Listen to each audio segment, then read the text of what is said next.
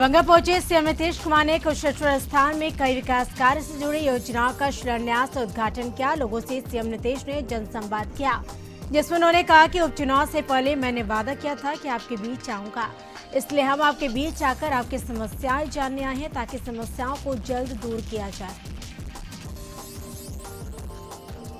शोक प्रस्ताव के बाद झारखंड विधानसभा के शीतकालीन सत्र की कार्यवाही शुक्रवार तक के लिए स्थगित कर दी गई। सदन में दिवंगतों को श्रद्धांजलि दी गई। सदन 22 दिसंबर तक चलेगा। इस सत्र में 5 कार्य दिवस होंगे और इसके तहत 16 दिसंबर के अलावा 17, 20 और 21 और 22 दिसंबर को शीतकालीन सत्र चलेगा। इस दौरान 18 और 19 दिसंबर को शनिवार और रविवार होने के कारण अवकाश रहेगा। 5 कार्य दिवसीय शीतकालीन सत्र के तहत 17 दिसंबर को राज्य सरकार द्वितीय अनुपूरक बजट पेश करेगी। वहीं 20 दिसंबर को मुख्यमंत्री प्रश्नकाल होगा। इस दौरान विधायक मुख्यमंत्री से सीधी नीतिगत मुद्दों पर सवाल पूछ सकते हैं। इसके अलावा इस सत्र में कई विधेयक आने की भी संभावना है।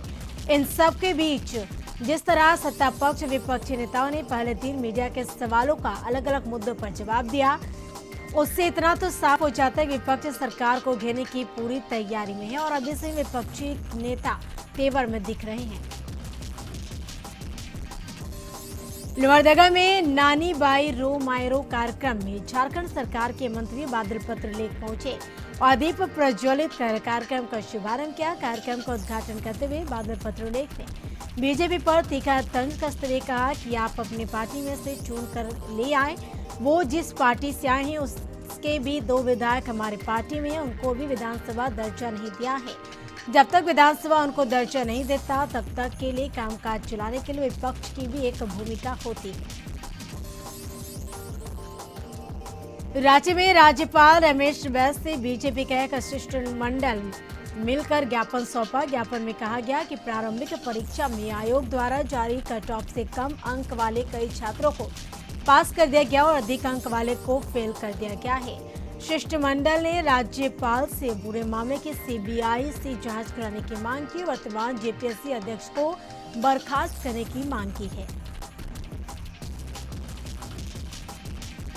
बैंकों के निजीकरण के खिलाफ झारखंड सहित देश भर में बैंक 2 दिवसीय हड़ताल पर चले गए हैं। बैंक कर्मियों ने कामकाज ठप कर दिया है। United forum of bank unions के आह्वान पर 2 दिवसीय हड़ताल का व्यापक असर पड़ने की संभावना है। बैंक यूनियंस ने हड़ताल की घोषणा करते हुए इसके लिए केंद्र सरकार को जिम्मेदार ठहराया है, जिसके विरोध में देश भर के बैंककर्मी आंदोलनरत हैं। बैंकों के निजीकरण के विरोध में United forum of bank union के बैनर तले बैंक कर्मियों ने हड़ताल की घोषणा की। साहिबगंज में भी सभी बैंकों में कामकाज बाधित कर दिया गया।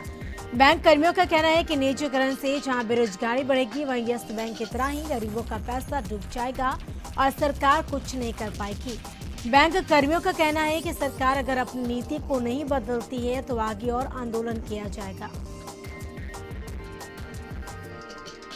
चाईबासा में पीएलएफआई के 2 लाख रुपए के इनामी कुख्यात नक्सली एरिया कमांडर मंगरा लुगुन पुलिस मुठभेड़ में ढेर हो गया। बताया जा रहा है कि पुलिस और सीआरपीएफ के संयुक्त कार्रवाई में मंगरा लुगुन गोइलकेरा के जंगल में मारा गया। वह उसी क्षेत्र में रहता था। उसके पास से हथियार और अन्य सामान बरामद किया गया है। चाईबासा जिला पुलिस और सीआरपीएफ ने नक्सलियों के खिलाफ संयुक्त अभियान चलाया था। इस संबंध में चाईबासा एसपी अजय लिंडा ने कहा, गोइलकेरा थाना अंतर्गत लेपा रेड़दा क्षेत्र के जंगल में मंगरा लुगुन रहता था। बाढ़ के अनुमंडल अस्पताल में जीविका दीदी की रसोई का उद्घाटन पटना के civil surgeon doctor Vibha Kumari ने किया। इस अवसर पर सिविल सर्जन ने कहा कि राज्य सरकार की एक स्वर्णिम योजना के अंतर्गत अनुमंडल अस्पताल में जीविका दीदी के द्वारा रसोई का प्रबंध किया गया ताकि मरीज और उनके परिजनों को वाजिब दाम पर शुद्ध भोजन आसानी से उपलब्ध हो सके। गोड़ा के ललमटिया ओपन कोल माइन से मजदूर जान हथेली पर लेकर 2 वक्त की रोटी कमा रहे हैं। दरअसल कोल माइन से बनी सुरंग में मजदूर जान हथेली में रखकर अंदर जा रहे हैं। करीब 2 से 3 किलोमीटर अंदर बने अंधेरे सुरंग में मजदूर कोयला निकालने जा रहे हैं, जहां से अवैध कोयला निकाल मजदूर बाजारों में बेच रहे हैं। मजदूरों में से कोई ऑन रिकॉर्ड कुछ भी कहने को तैयार नहीं है। गोड्डा नहर चौक पर दुर्घटनाग्रस्त हुई स्कॉर्पियो। नहर में गई स्कॉर्पियो। मिली जानकारी के मुताबिक स्कॉर्पियो सड़क किनारे खड़ी थी। न्यूट्रल होने के कारण और हैंड ब्रेक नहीं लगे होने के कारण गाड़ी नहर में उतर गई। गाड़ी मालिक का नाम NK यादव बताया जा रहा है। इधर गाड़ी को देखने लगातार लोगों की भीड़ नहर के नजदीक बढ़ गई। बिहार राज्य पूर्व सैनिक संघ के द्वारा बुधवार को भारत पाक 1971 युद्ध के स्वर्ण जयंती समारोह का आयोजन किया गया। संघ के सदस्य सेवानिवृत्त ब्रिगेडियर AK यादव ने दीप प्रज्वलित कर समारोह का उद्घाटन किया। इसी बीच प्रथम सीनियर जनरल बिपिन रावत को श्रद्धा सुमन अर्पित कर श्रद्धांजलि दी गई। सभा में युद्ध के वीर सैनिकों और वीर नारियों को अंगवस्त्र और मोमेंटो देकर सम्मानित किया गया। दानापुर के बारक में महिला कल्याण समिति एवं दानापुर जन कल्याण समिति के द्वारा छावनी परिषद की नवनिर्वाचित उपाध्यक्ष आशा देवी को सम्मानित किया गया। इस मौके पर महिला कल्याण समिति के सदस्यों ने कहा, आशा देवी एक जुझारू महिला है। दानापुर में महिला उत्थान के लिए सदैव तत्पर रहती है। बता दें कि आशा देवी की तरह महिलाओं को आत्मनिर्भर बनाने के उद्देश्य से एक सिलाई सेंटर भी चलती है, जहाँ सैकड़ों महिलाएं सिलाई कढ़ाई सिखाती है महिलाओं को। बेगूसराय में कला संस्कृति विभाग के द्वारा विद्यालय खेल प्रतियोगिता का आयोजन शहर के गांधी स्टेडियम में किया गया। खेल प्रतियोगिता का उद्घाटन DM अरविंद कुमार वर्मा ने दीप प्रज्वलित कर किया। बेगूसराय जिले भर से करीब 4000 बच्चों ने 18 खेलों में हिस्सा लिया। 15 दिसंबर से 18 दिसंबर तक शहर के गांधी स्टेडियम समेत 4 जगहों पर इस खेल प्रतियोगिता का आयोजन किया गया, जहाँ kabaddi, football, volleyball, kho kho, cricket, athletics समेत अन्य खेलों का आयोजन किया गया है। हाजीपुर जिले के महानार अनुमंडल के भूमि सुधार उप समाहर्ता से 5 लाख रुपए की रंगदारी देने की मांग की गई। मोबाइल पर फोन कर रंगदारी की मांग की गई। भूमि सुधार उप समाहर्ता के महानार थाना को इसकी लिखित सूचना देकर थाने में एक मामला दर्ज कराया है।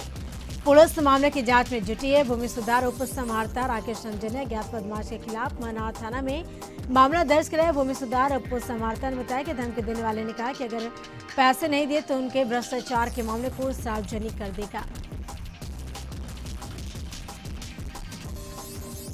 अपने बयानों से हमेशा सुर्खियों में रहने वाले बीजेपी विधायक हरिभूषण ठाकुर बचौल ने सार्वजनिक जगहों पर खुले में नमाज को लेकर आपत्ति जताई, तो सेठ बयान के बाद धमकी मिलने लगी।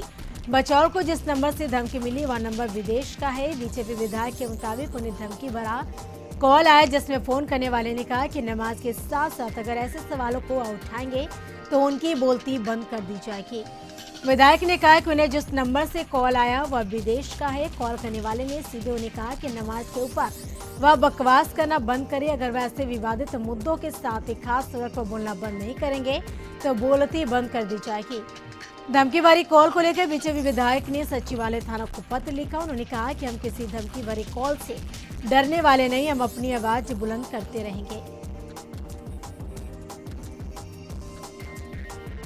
समस्तीपुर के रोसड़ा थाना क्षेत्र के चकठात पूर्व पंचायत के पैक्स अध्यक्ष खैरा गांव निवासी विजय महतो के अपराधियों ने गला रेत कर हत्या कर दी। दुर्घटना के बाद गांव में सनसनी फैल गई। वहीं पुलिस को सूचना मिलने पर पुलिस गांव पहुंचकर मामले की तहकीकात में जुट गए। स्थानीय लोगों ने कहा कि पैक्स अध्यक्ष विजय महतो खैरा गांव में ही स्टेट बैंक के CSP संचालक भी थे। अपराधियों ने बता दें कि बुधवार को खैरा गांव में ही हालांकि जो फोन करके बुलाया और मृतक CSP चलाता था और उसी CSP पर हत्या की घटना को अंजाम दिया गया। घटनास्थल पर मिर्च का पाउडर और 3 टूटी कोसी भी मिली। बता दें कि गुरुवार को सुबह में करीब 5:30 पर ग्रामीणों को इसकी सूचना मिली। ग्रामीणों ने रोसड़ा थाना को इसकी सूचना दी। रोसड़ा थाना से लगभग 8 बजे करीब पुलिस घटनास्थल पर पहुंची, जिसके बाद घटनास्थल पहुंची पुलिस मामले की जांच में जुटी।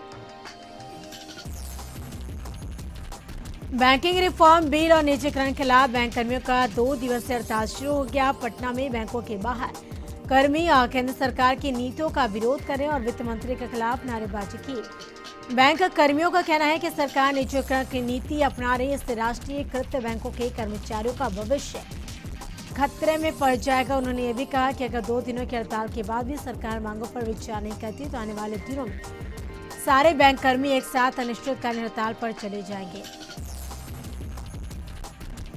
सुपौल में बैंकों के निजीकरण के विरोध में बैंक कर्मियों ने प्रदर्शन किया। इस दौरान सदर बाजार में तमाम सरकारी बैंकों के कर्मचारियों ने बैंक बंद कर हाथ में बैनर लेकर सदर बाजार के विभिन्न मार्गों का भ्रमण किया और सरकार के खिलाफ नारे लगाए। बैंक कर्मियों का कहना था कि सरकार एक तरफ से सभी सरकारी संस्थाओं का निजीकरण कर रही है, इसका व्यापक असर आम लोगों को भुगतना पड़ेगा।